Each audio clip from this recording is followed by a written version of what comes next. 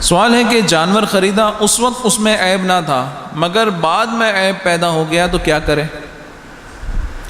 تو اس ضمن میں صدر الشریعہ فرماتے ہیں کہ جانور کو جس وقت خریدا تھا اس وقت اس میں ایسا عیب نہ تھا کہ جس کی وجہ سے قربانی ناجائز ہوتی،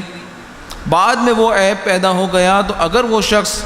مالک نصاب ہے تو دوسرے جانور کی قربانی کرے،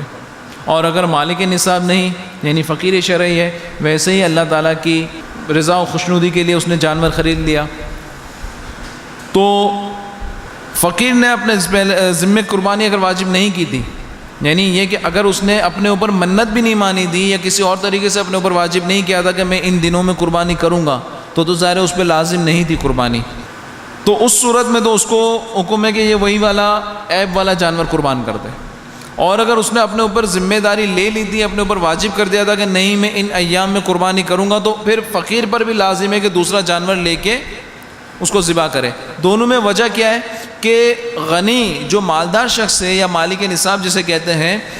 اس کے اوپر قربانی واجب ہے، بے عیب جانور کی قربانی واجب ہے۔ لینے کے بعد عیب پیدا ہو گیا تو اس پہ لازم ہے کہ بے عیب جانور لے اور اب اس کو قربان کرے۔ فقیر شرعی کے اوپر قربانی واجب نہیں ہے، تو وہ اگر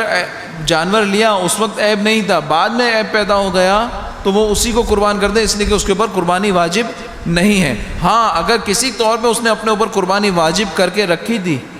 منت مان لی تھی کہ ان دنوں میں قربانی کروں گا، تو ظاہری بات ہے اس پر بھی قربانی واجب رہے گی، اس کی منت یا جس بھی